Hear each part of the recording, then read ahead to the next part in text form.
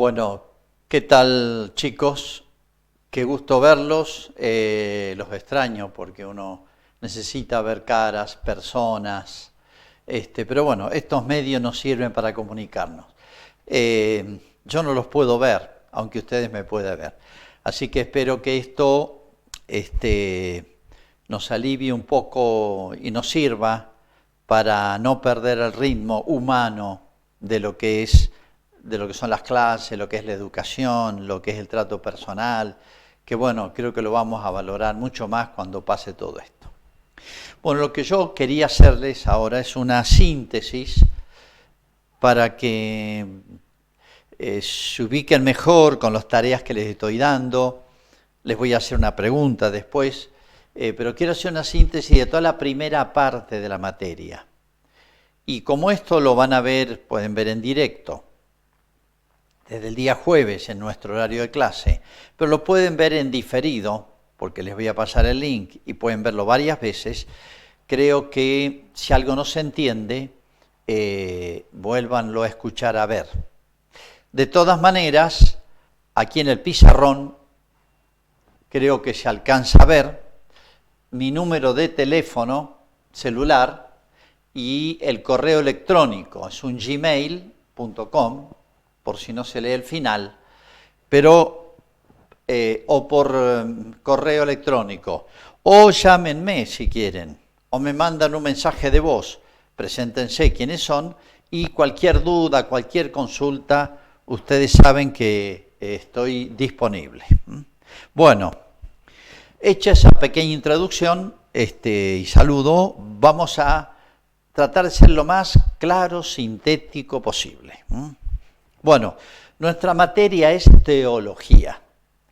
Teología significa, es una ciencia que de las cosas de Dios, pero no las cosas de otro mundo, sino obviamente de Dios y de la obra de Dios y del gobierno de Dios en el mundo, porque todo depende de Dios.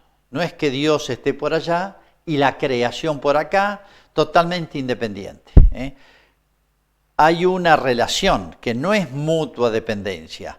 Dios no depende de nadie, es desde toda la eternidad, es autosuficiente. Pero todo el universo, los hombres, los ángeles, todo, estamos colgados de Dios, dependemos de Dios. Bueno, habíamos visto entonces cómo forma parte de la esencia del ser humano, que es un ser inteligente, racional, razonable, que puede pensar, que puede conocer mucho más que los animales. Es esencial al ser humano conocer toda la realidad. Y la realidad con mayúscula es Dios.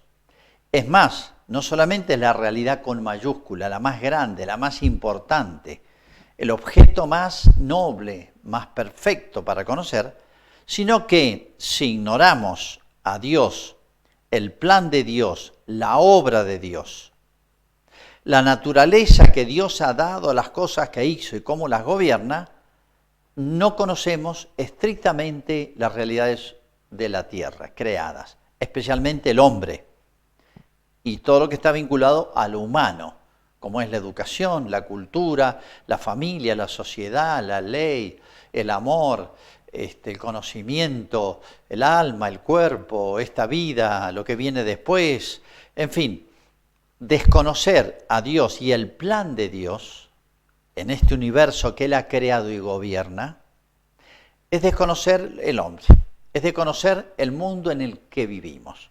Entonces, ¿es importante o no? Sí, es muy importante. Por eso todos los pueblos, si uno estudia la historia, han tenido su religión. Religión viene de religare, o sea, vincular al hombre con Dios y a Dios con el hombre. Es el trato, es esa relación que hay de la criatura al creador, religare. Y como habíamos visto, la religión tiene distintos aspectos, está compuesto de distintos elementos. Por un lado, todo aquello que el hombre puede saber de Dios.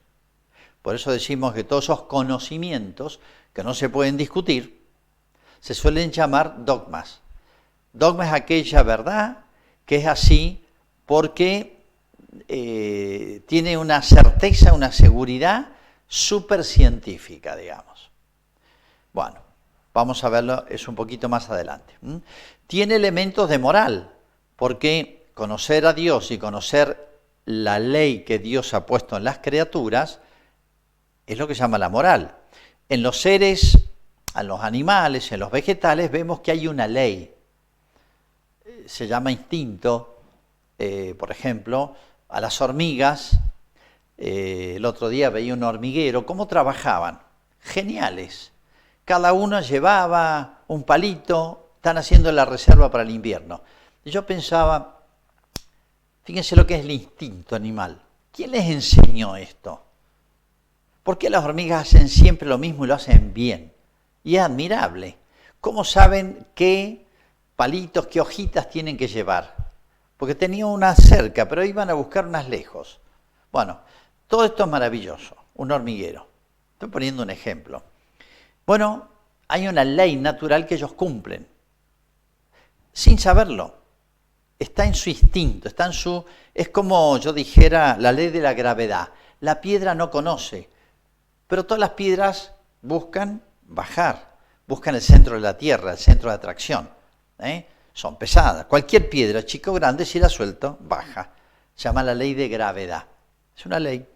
En nosotros hay una ley, sí, se llama, ya se va a ver más adelante, la ley natural. Es decir, el ser humano también tiene una ley, pero ¿qué pasa? El ser humano tiene alma, tiene espíritu y es libre. Puede cumplirla o no cumplirla. La hormiga siempre cumple. Todas cumplen su tarea. Cada uno hace lo suyo, pero el ser humano puede resistirse. Bueno, entonces, por eso todos los pueblos han tenido no solamente una dogmática, principios, afirmaciones sobre la naturaleza de Dios, el hombre, el más allá, etcétera, sino una ley moral. Y en tercer lugar han tenido sus religiones muy distintas, pero con elementos comunes, han tenido un tercer elemento que llamamos el culto. Así como yo tengo mis padres y yo tengo deuda con mis padres, y esa deuda la expreso humanamente, qué sé yo, señales de afecto, de cariño, me acuerdo de sus cumpleaños, su aniversario, lo atiendo cuando necesitan, charlo con ellos, los visito, etc. Esto se da de distintas formas, tengo una deuda con mis padres, natural. Bueno, ¿cuánto más es la deuda con Dios? Porque a mis padres les debo algo, me dieron la vida y me cuidaron de chico. A Dios le debo más, le debo la existencia. Ya vamos a ver cuando veamos la creación, que no solamente Dios me creó y creó el universo, sino que lo mantiene y lo ordena y lo organiza. Y miren si será trabajo organizar este universo que cada noche vemos que es realmente inmenso. No digo infinito porque algún fin tiene, porque es una criatura, pero es realmente insondable. Bueno, decíamos en primer lugar entonces que nuestra materia de teología, el primer tema que trata es el tema de Dios. Tema que han tenido la curiosidad todos los pueblos y todos han tenido su religión. Todos. Bueno, primer tema que nos planteamos entonces es este. Pero vamos a dar otro paso. Si quieren, segundo tema, ¿se puede probar? ¿Se puede demostrar la existencia de Dios? ¿Y se puede probar algo de la naturaleza de Dios? ¿Cómo es Dios? Sí, por supuesto. Es muy fácil. Esa aceptación, llamémosle creencia, esa certeza, esa seguridad de que hay un ser, de quien con distintas, según las religiones, los pueblos, las culturas, han variado en lo que han afirmado sobre Dios. Pero bueno, al menos hay cosas comunes. Siempre ha habido la certeza, existió la certeza en todos los pueblos de la existencia de un ser superior, ¿no? Ahora, ¿de dónde le han sacado eso? ¿Es una ocurrencia gratuita? ¿Se les ocurrió a uno y los demás lo imitaron? No, porque espontáneamente la inteligencia humana, razonando un poquito nomás, no mucho, razonando elementalmente, parte de las criaturas. Entonces, si uno ve que hay criaturas que aparecen y desaparecen, y bueno, alguien las hace aparecer y así como desaparecen, se ve que no son autosuficientes, no se han autocreado, están en dependencia. Pero hay otra razón más fácil para mí, y es ver que hay un orden. Las estaciones del año, si uno estudia las plantas, por ejemplo, cómo funciona en la primavera, todo se pone en funcionamiento, todo el sistema de vida de cada planta, es maravilloso eso, si estudiamos solamente el punto de vista natural. El ser humano es fantástico, cómo estamos organizados, cómo funciona desde niñitos, fíjense cómo se empieza nuestra vida. 2 células que se unen, masculina y femenina, y ahí empieza a gestarse un ser humano y una cosa maravillosa, ¿no? Cómo se va haciendo eso solo, no. Bueno, hay alguien que organizó y ordenó todo esto. Si hay un orden, hay alguien que lo ha puesto, se llama un ordenador. Para poner orden hay que tener inteligencia, porque hay que conocer todas las partes, los elementos. Bueno, estoy haciendo un razonamiento espontáneo y a ese ser inteligente que puso orden y de quien dependen las cosas, llamamos Dios. Y estoy dando rápidamente 2 pruebas de la existencia de Dios. Que no hace falta ser un supercientífico, un superfilósofo. Esto es espontáneo. Obviamente, los grandes filósofos lo han precisado y nos dicen, las pruebas de la existencia de Dios existen, sí, son varias. Les he enunciado las más elementales, más fáciles, pero tienen 3 partes, 3 pasos. Primero, un punto de partida. ¿De dónde arranco? Lo que veo. Estoy acostumbrado a ver. Desde que tengo uso de razón, estoy viendo y si profundizo me admiro cada vez más de lo que conozco. Punto de partida, las cosas, la creación, la naturaleza. Espontáneamente aplico un principio. Principio significa una verdad lógica, indiscutible, que es evidente, que se ve. Evidente significa lo que se ve. Bueno, aplico un principio que se llama causalidad. Si acá hay algo, un efecto, tiene que haber una causa que lo produjo. Si yo me encuentro un bolso en la puerta de mi casa, lo primero que digo es, che, ¿quién dijo esto? Es obvio, principio de causalidad. Todo efecto supone una causa. Y todo efecto supone una causa proporcionada. Si yo veo una casa, no hace falta ser un científico para decir esto lo hizo un albañil o varios, y si está bien hecha con la dirección de un ingeniero y un arquitecto, y si es bella, un buen arquitecto que tiene sentido del arte. No hace falta ser un científico. Eso es espontáneo, se llama principio de causalidad. Todo efecto tiene una causa, y una causa proporcionada. Entonces, si yo veo este universo gigantesco, maravilloso, digo, hay alguien que es superior a este universo, súper maravilloso, súper inteligente, que es capaz no solamente de crear, porque las cosas solas no se han hecho, y ordenar esto.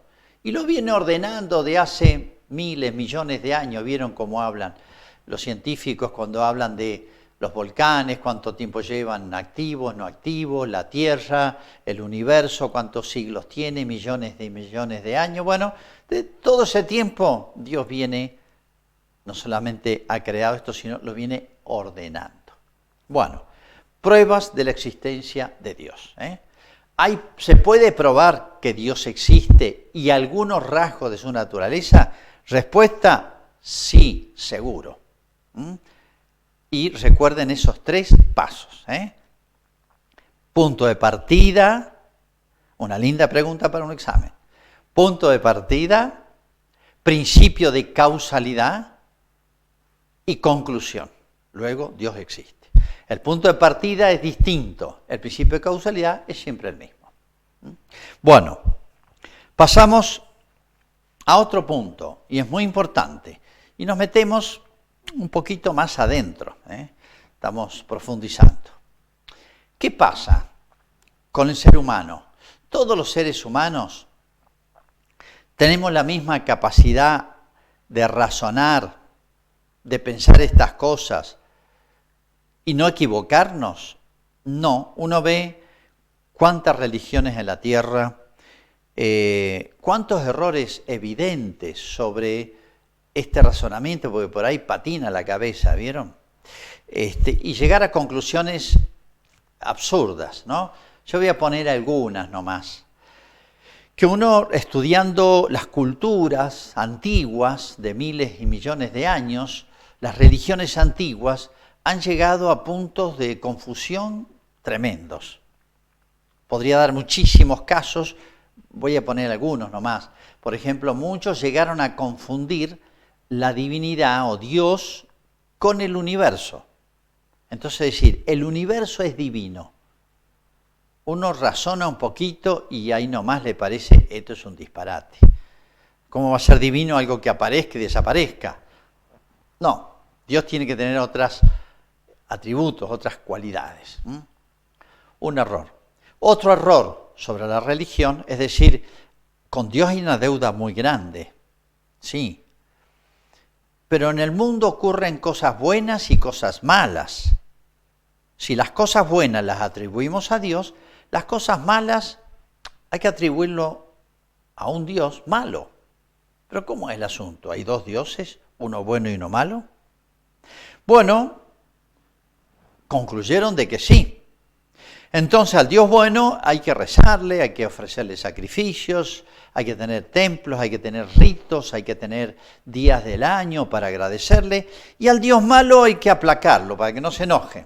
No me mande una epidemia, no me mande una tormenta, no me mande un pueblo vecino enemigo que me aniquile. Bueno, pero ¿qué le ofrezco? Algo valioso. Bueno, puedo ofrecerle los frutos de la tierra. Cosecho frutas y se los ofrezco a Dios. Los dejo ahí hasta que se pudran. Cosecho trigo y se lo ofrezco a Dios. Tengo un cordero y lo degüello y se lo ofrezco a Dios, lo quemo para que es como si ofrecerlo a Dios. Yo no quiero nada, renuncio.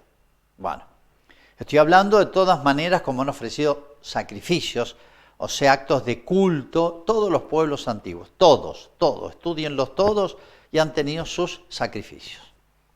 Pero han ido más allá, porque han pensado, ¿qué es lo más valioso que tiene el hombre? El ser humano. ¿Valemos más que los animales? Sí. ¿Y qué es lo más valioso dentro del ser humano? Los niños inocentes. Entonces vamos a ofrecerle a Dios eso que tanto queremos, sobre todo el papá y la mamá, y es tan inocente, tan puro y tan limpio, no ha hecho nada malo, son los niños. Vamos a matarlos para ofrecérselos a Dios, vamos a degollarlos o ahogarlos. Y estoy hablando de hechos reales, históricos. Por ejemplo, muchos pueblos de América, acá en la cordillera andina, hasta la Concagua y todo el norte, se han encontrado niños o adolescentes matados y depositados arriba de los cerros para ofrecérselos a Dios. Y los que se han destacado más en esto no fueron solamente los incas, que tenían sacrificios humanos, sino los aztecas, que sacrificaban niños, adolescentes y adultos, y después se los comían. Bueno, uno dice, ¡ay, qué barbaridad! Bueno, errores. Dios no quiere eso. Dios no quiere la muerte nuestra. Sí, el ofrecimiento de otras cosas valiosas. Bueno, ¿a qué voy con esto? A esta conclusión. El ser humano, dada la condición actual, después vamos a explicar por qué pasa esto. Pero el ser humano, estudiando toda la historia, pero mire, no hace falta ser un historiador, basta con conocer un poquito la naturaleza humana, a nosotros mismos, a nuestro entorno, nos damos cuenta que lograr, llegar, conocer todas las grandes verdades, llegan pocas personas, más talentosas, etc. Después de mucho tiempo, porque uno por ahí dice, me equivoqué, antes pensaba esto, pero ahora lo pienso mejor, o aprendí, o tengo más argumentos. A las grandes verdades fundamentales para la vida llegan pocos, después de mucho tiempo, y mezclado con muchos errores, Pero bueno, uno se puede equivocar sobre los volcanes. Bueno, no hay problema, no hay otra. Uno se puede equivocar sobre pronosticar el tiempo. Uno puede equivocarse sobre las propiedades de los yuyos, de las plantas para curar una enfermedad. Bueno, no hay tanto problema. Pero uno puede equivocarse sobre lo más importante, que es todos estos temas, esta materia que yo les dije, que es la teología. ¿Quién es Dios? ¿Qué hizo? ¿Cómo lo hizo? ¿Para qué lo hizo? Son grandes verdades. No conocer la propiedad curativa de un yuyo, bueno, me puede traer un problema de estómago de más. Pero no saber de dónde venimos, para dónde vamos, en manos de quién estamos, son temas bastante más serios. Lo voy a anotar para que lo recuerden porque esto es muy importante. Sin una ayuda especial de Dios, el ser humano, razonando solo, dedicándole tiempo, charlando el tema, etc., recuerden esto.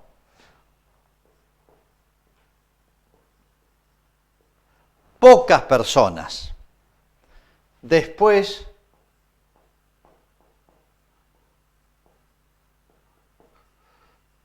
de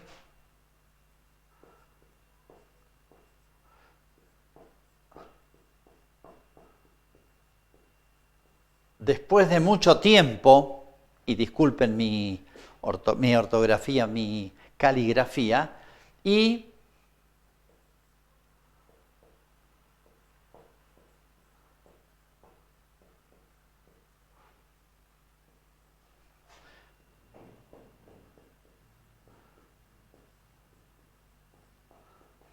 mezclado con muchos errores, logran conocer las verdades más importantes de la vida, Bueno, ¿esto qué plantea? Y paso ahora a otro tema. ¿Qué plantea? Que Dios lo sabía esto, y Dios lo pensó, y Dios lo resolvió, este gran problema de la humanidad. ¿De qué manera? Poniéndose él de maestro. Es decir, me pongo al lado de Dios. Entonces digo, pobres hombres, solitos no se la arreglan para conocer, no les da la cabeza para conocer todas las verdades. Y es más, habría que ir más allá, no les da su libertad, su voluntad para practicar todo el bien. Lo voy a ayudar. Conozco al ser humano, después vamos a explicar por qué ocurre esto y cómo se arregla. Tiene arreglo esto. Pero Dios dijo, entonces le voy a dar una mano muy grande que necesitan todos. Yo me voy a poner de maestro, le voy a enseñar al ser humano grandes verdades, no todo. La naturaleza de las plantas, las leyes de la naturaleza, la ley de la gravedad. Hay un montón de cosas, yo les di la cabeza, úsenla. Pueden descubrirla, y es la ciencia, y cómo ha avanzado la ciencia y la tecnología. Pero bueno, hay verdades que van a patinar siempre. Siglos y siglos y siglos que llevamos y no han avanzado nada, o muy poquito. Entonces, entramos en un tema importantísimo, que tiene que tenerlo muy claro, y es este.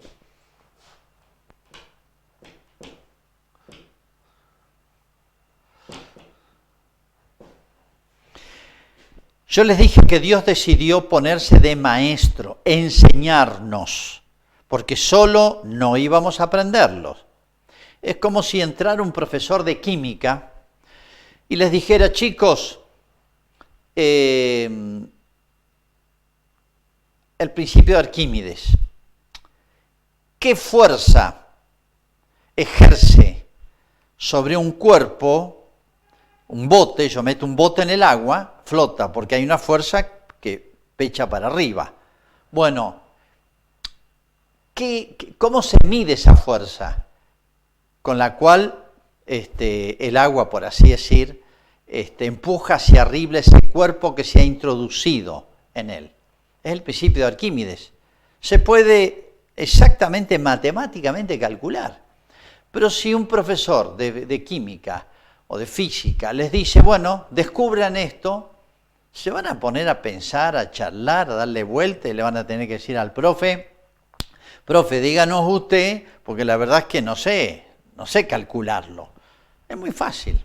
Ya los griegos, antes de Cristo, lo habían calculado. Principio de Arquímedes. Bueno, para eso está el profesor, para que les diga, bueno, es muy fácil, dirán los alumnos, después que el profesor se lo explicó. Bueno, lo mismo el teorema de Pitágoras. ¿Cómo lo descubrió? Bueno, nos facilita mucho que nos lo enseñe. Entonces, bueno, Dios pensó, si dejo al ser humano solo así, nunca van a acertar en los temas más vitales y más importantes. Se los voy a enseñar yo. ¿Cómo se llama eso?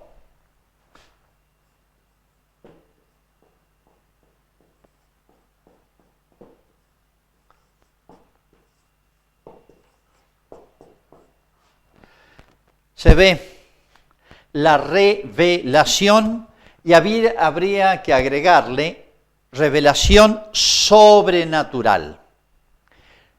Ustedes se dan cuenta que revelación significa enseñanza. Revelar algo, a ver, estás muy misterioso, decime, revelame qué estás pensando, en qué andás. Revelame un secreto. Revelar viene de quitar velos. Si hay algo que está tapado por un mantel, hay un bulto en una mesa y está tapado por un mantel, yo no lo veo. Saca ese velo, ese mantel, y voy a ver qué hay abajo. Si tengo una cortina, no veo lo que hay atrás. Si yo voy al teatro, se abrió la cortina, se corrió el telón y aparecen los actores. Bueno, revelar significa quitar velos, o sea, poder ver directamente la verdad, la realidad. Eso vino a ser Jesucristo. Si ustedes han leído la Escritura, recuerdan algunos pasajes del Nuevo Testamento, verán que se habla mucho de que Jesús era rabí, o se lo llamaba rabí, raboní. ¿Qué significa eso? Rabí o raboní significa maestro, el que enseña. ¿A qué vino Jesús? Vino a enseñar. Primeramente a enseñar. Enseñó durante 3 años. ¿Qué significa que vino a enseñar? A revelar.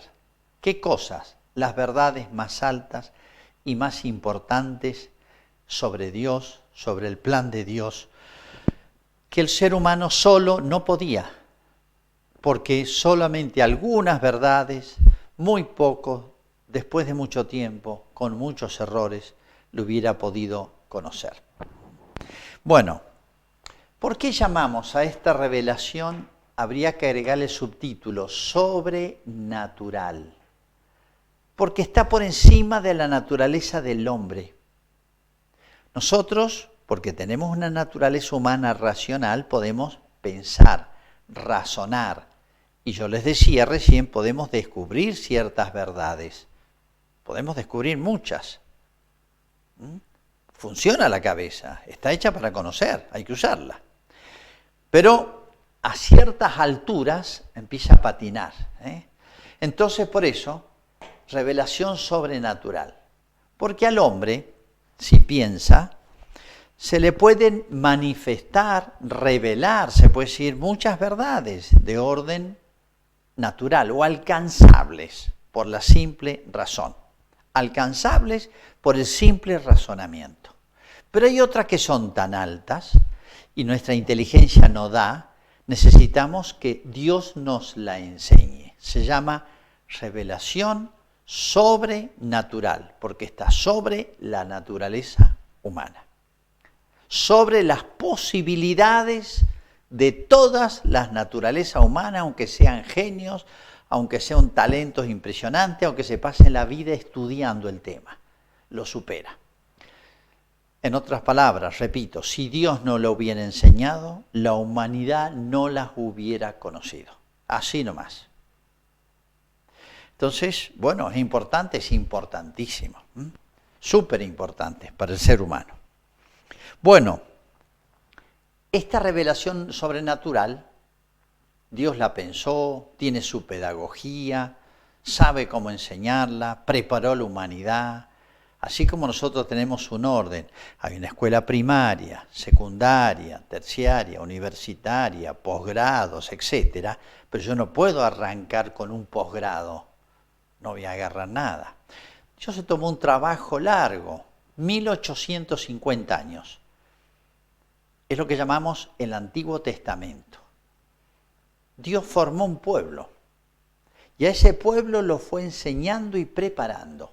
Se llamó el pueblo de Israel. ¿Cómo arrancó Dios? Con una familia, la familia de Abraham. Es lo que llamamos etapas de la revelación. Esa familia, Abraham, su esposa Sara, los tomó, les prometió una tierra, porque un pueblo necesita un territorio, se fue multiplicando, fue creciendo, tiene una larga historia. Por un suceso ocasional y providencial y hermoso, se tuvieron que trasladar a Egipto. Allí estuvieron como 400 años, se siguieron multiplicando, ocurrieron muchos sucesos históricos, bueno, a través del famoso Moisés, a quien Dios le dio la potestad de hacer muchos milagros, lo trajo de vuelta a la tierra de ellos, la tierra que le había prometido, y bueno, ahí se siguió multiplicando, bueno, una larga historia. Tuvieron sus reyes, sus profetas, etcétera, una larga historia que termina en Cristo. Este pueblo a veces se portó bien y a veces se portó mal. Bien o mal respecto a qué y respecto a Dios. Porque Dios hizo con este pueblo un pacto, se llamó alianza. Alianza es un pacto, cuando los esposos, los novios se casan y se transforman en esposos, vieron que se dan los anillos. ¿Y cómo se llaman los anillos? Alianzas. ¿Qué significa una alianza? Un pacto mutuo de amistad, mutuo, de ambas partes, de lealtad y de fidelidad. Bueno, eso es lo que hizo Dios. Con el pueblo de Israel, sí, arrancó con el pueblo de Israel. Por eso van a escuchar mucho lo de la alianza de Moisés. Y Jesús va a hablar de la nueva y eterna alianza. O sea, con Jesús va a culminar esa enseñanza a la humanidad, esa revelación va a culminar y va a terminar o va a culminar y ya esto no va a ser superado por otra etapa de la humanidad, va a culminar esta alianza. Esta es la nueva y eterna alianza. ¿Qué significa? Que Jesús, que es la culminación de esta enseñanza de Dios a los hombres, que Jesús es la expresión máxima de este pacto de fidelidad entre Dios y los hombres, a eso vino Jesús. Bueno, esta alianza, este pacto que ya después de Jesús no va a ser superado, tuvo una larga preparación, se llaman etapas de la revelación. Hay unos personajes muy importantes que son los profetas. Son personas, profeta es una persona inspirada por Dios que habla en nombre de Dios. No habla de su propio conocimiento, su propia ciencia, sino habla lo que Dios le inspira. El único pueblo en la historia de la humanidad que ha tenido profetas es este pueblo de Israel, porque Dios lo cuidó especialmente. Como dice un texto de un salmo, dice, a ninguna nación trató así, ni le dio a conocer su voluntad. El pueblo de Israel.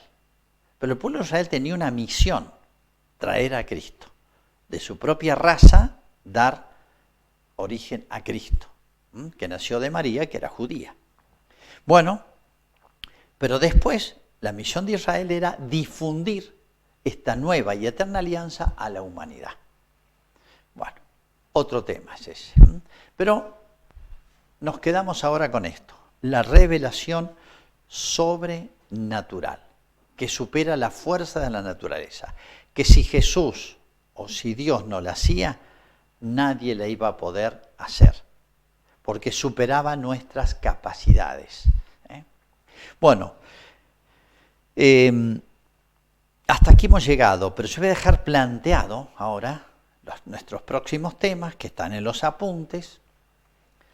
Y lo siguiente, San Pablo dice, o la carta a los Hebreos dice, muchas veces y de muchas maneras habló Dios a los hombres. Muchas veces y de muchas maneras habló Dios a los hombres. Está en la carta a los Hebreos. ¿A qué se está refiriendo? Muchas veces y de muchas maneras. Bueno, a través de Moisés, a través de los profetas. Bueno, de muchas maneras ese pueblo fue educado. Para que cuando llegara Cristo dijeran, este es el que esperábamos. Acá venía a culminar esta obra pedagógica de Dios. Esta nueva y eterna alianza. La culminación de todo. Una larga enseñanza, una larga pedagogía. Bueno, vino Cristo, lo hizo. Pero bueno, conocemos la historia de Jesús, la veremos un poquito más adelante, un poquito comprimida obviamente, pero bueno, es la tarea, la obra de Jesús.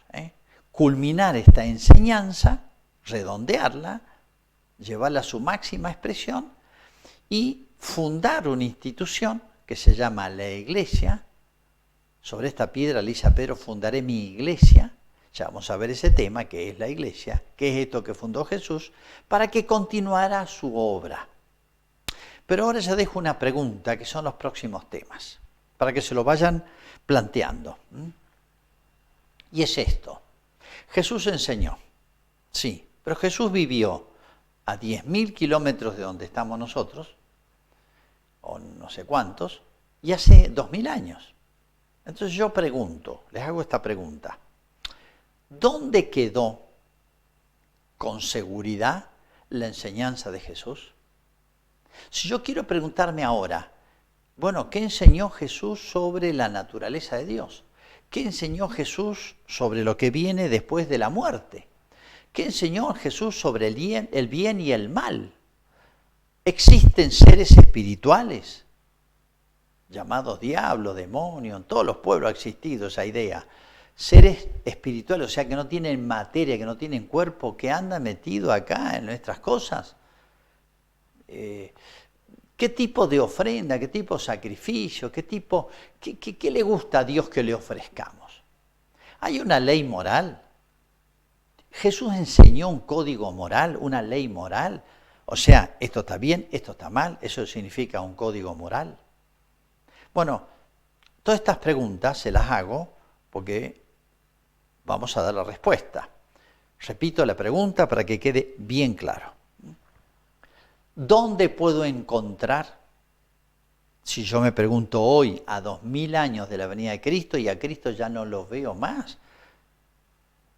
Por ningún lado no lo veo, porque ya murió, resucitó y subió al cielo. No está visible. ¿Dónde puedo encontrar con seguridad lo que Él enseñó? ¿Dónde puedo encontrar con seguridad todas sus enseñanzas? O sea, la revelación sobrenatural, la culminación de la revelación sobrenatural. ¿Es en un solo lugar? ¿Es en muchos lugares? Bueno, ¿tiene respuesta esto? Sí, tiene respuesta, pero yo voy redondeando aquí. Ya ven que ha sido una clase cortita, apenas de 40 minutos, nuestras clases son un poquito más largas, pero bueno, quería sintetizarles esto. Y lo pueden, si no se entiende bien, escuchar de nuevo, no hay problemas, eso nos permiten los medios electrónicos. Y por otro lado, ahí les he dejado mi teléfono celular y mi correo electrónico, no sé si se alcanza a ver, Rosario Malargue, es un gmail.com. Y mi teléfono, no sé si se ve, 264-572588. Llámenme, preséntense, díganme, soy fulano, fulana, porque si no, tengo una duda, ¿qué puedo hacer? Bueno, estoy a disposición, virtualmente, lamento. Ya nos juntaremos a comer unos tallarines caseros, un asado, a charlar, a contarnos muchas cosas y a llevar una vida un poco más normal y poder tener otro tipo de vinculación, de relación de profes y alumnos. Pero aprovechemos este tiempo. Bueno, espero que todo esto les sirva y bueno, les voy a dejar una tarea para que la suban a la plataforma. Les voy a dejar una pregunta. Les voy a dejar una pregunta para que ustedes, para cerciorarme que van a escucharme, que me han escuchado, y me manda una respuesta muy personal sobre esto que he dicho. Y la pregunta es esta. Dígalo con sus palabras, expréselo de la manera que le parezca bien. Bueno, ¿cuáles son los temas más importantes, más decisivos para nuestra vida, para la vida no personal, sino de la familia, de la humanidad, no solamente de la Argentina? ¿Cuáles son los temas más importantes que Cristo, o el cristianismo, pero el cristianismo viene de Cristo, nos enseñó y nos aclaró? Y que hoy lo estamos poniendo en duda o lo estamos un poco distorsionando, malentendiendo, etc. ¿Cuáles son los grandes temas que aclaró Cristo y transmitió el cristianismo para la humanidad? No es para mí personalmente, a mí me gusta esto o aquello, sino para todos los grandes temas decisivos para la vida, para encontrar el sentido de la vida, y que hoy estamos poniendo en duda, se ha puesto en crisis. No quiere decir que Jesús, que Dios ha sido un mal maestro, en todo caso hemos sido malos alumnos. Bueno, espero que les sirva, espero comunicarme con ustedes, que les vaya muy bien, le estén pasando bien, y si Dios quiere, hasta la próxima. Voy a cortar la transmisión.